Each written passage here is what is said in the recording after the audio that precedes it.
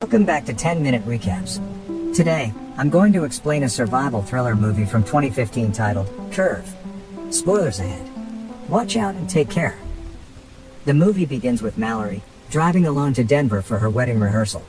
On the way, she stops for a rest, looking at the ring on her hand and becoming deep in thought.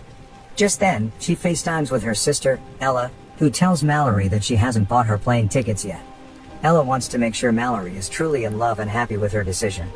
Mallory reluctantly responds by telling her sister that she is happy and hangs up.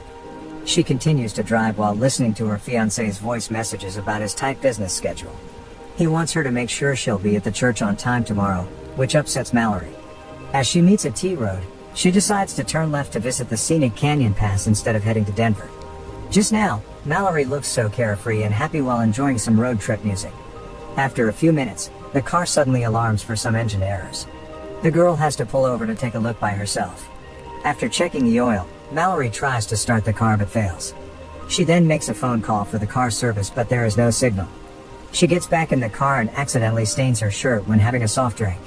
While Mallory changes her clothes in the back of the car, she is startled by a hitchhiker named Christian.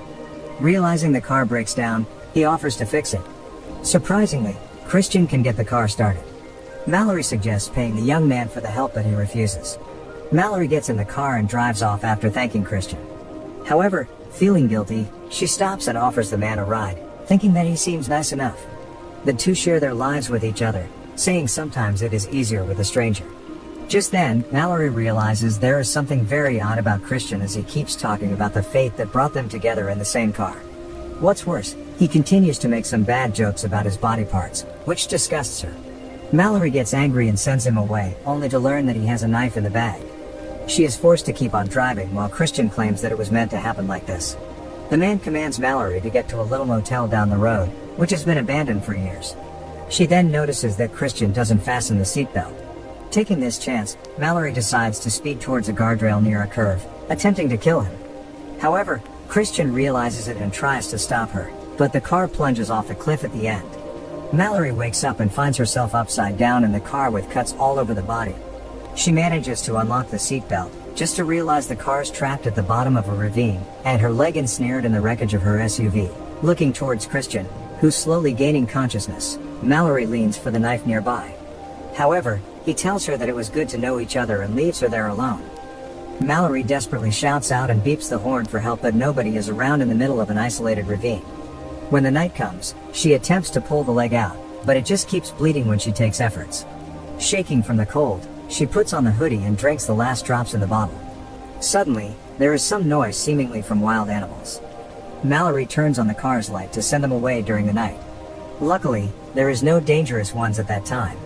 The following morning, Christian comes back and lets her know that he found a cabin nearby the night before. He confronts her about the reason she drove off the road. He then asks if it was because she was afraid he would rape her, smearing the girl that she must have read too many stories. Mallory doesn't answer his questions and only asks for some water and food. The psychopath will give her food provided that she shares about her first time of making love. As Mallory mentions about her first love Theo and their fun times, Christian keeps asking more and more sick questions. However, in the last one, Christian changes his mind, saying that Mallory only fantasizes about Theo. He abandons her again without giving her food as promised. Another night arrives, Mallory gives up on waiting. She writes some notes for her sister Ella that she loves her and the name of the psychopath in case someone found her. Turning on the heat in the car, she realizes it is not warm enough. Mallory burns out some garbage outside of the car to keep herself warm instead, eventually even throwing the bridal veil to the fire. She has no regret for doing that and finds it a relief in fact. While sleeping, she is annoyed by some of the rats. Terrified, she smashes one of them with the car key. Later, Mallory decides to eat the rat as she has been starving for 2 days long. She uses the knife and cuts open the dead rat, taking some slices of meat and grills it in fire. Finally, Mallory has little food in her stomach. The next day, the phone vibration wakes her up. She attempts to take the phone back with a wooden stick, but soon is interrupted by Christian again. Mallory quickly hides the phone away and pretends to listen to his story. The man shares that he has spent the night tormenting the family who owns the cabin. Christian is impressed seeing Mallory has started to fight for her life after seeing the dead rat, saying he is proud of her. Suddenly, the phone vibrates again. The psychopath storms in and fights with Mallory to take it back. He then trembles the phone in pieces and leaves her again. Before that, he tells her that he will not kill her, he only enjoys her escape efforts. He then gives her a handsaw. Mallory says she can't cut the door with it, but he tells her he doesn't mean that.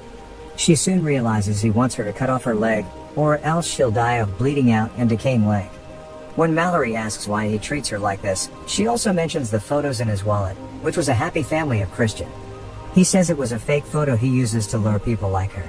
After that, Mallory tries to enlarge the seat by the saw, but it only works for some second and breaks apart. She then uses the saw blade only to cut her leg and finds herself helpless as she couldn't make it. As being dehydrated, Mallory has no choice but to drink from her own urine, which is apparently not easy to swallow. A moment later, a huge rain comes, relieving the girl a lot. She takes this chance to drink as much as she can from the rainwater. After that, she sees a car light upon the road. She tries to call them for help, but it turns out to be Christian. She thinks of an idea to use the dead rat's blood and smears it around her trapped leg. When Christian checks on her, thinking she is dead, he enters the car and realizes this is a trick. However, Mallory immediately attacks him with a knife. Christian luckily survives, but Mallory steals his car key while the two fight. She triggers his car's siren and throws the key away, which he can't find. He rushes up to the car parking to stop the alarm with a knife. At that time, a police car approaches and asks if he needs a tow as the weather is getting worse. Christian lies that he left the key inside the car so he might need a ride to a cabin nearby. The police officer is happy and willing to help him. Meanwhile, Mallory tries her hardest to draw the police's attention with her flashlight and the car horn. When the cop says he hears someone calling for help, Christian tells the police that he doesn't hear anything and the rainstorm hits so bad if they don't hurry. The cop reluctantly agrees and leaves with the psychopath. As the rain pours badly, a flash flood wipes out the valley. Mallory decides to amputate her leg before drowning in the car. However, she can do it by herself. Just then, the car is swept away by the flood. This, fortunately, allows her leg to get rid of the seat. She swims towards the shore and escapes from the car. Her left leg is badly injured and has no feeling now. She relies on a stick to keep walking. As she walks by a house, she hears a woman calling for help from inside. Although injured, she crawls along the house to check on the woman. She comes across a bear trap, but luckily she can avoid it. She realizes this is the cabin where Christian mentioned earlier. She finds the owners dead on the bed, and the girl is their daughter. When she hears some male's voices, she learns that it is the cop earlier.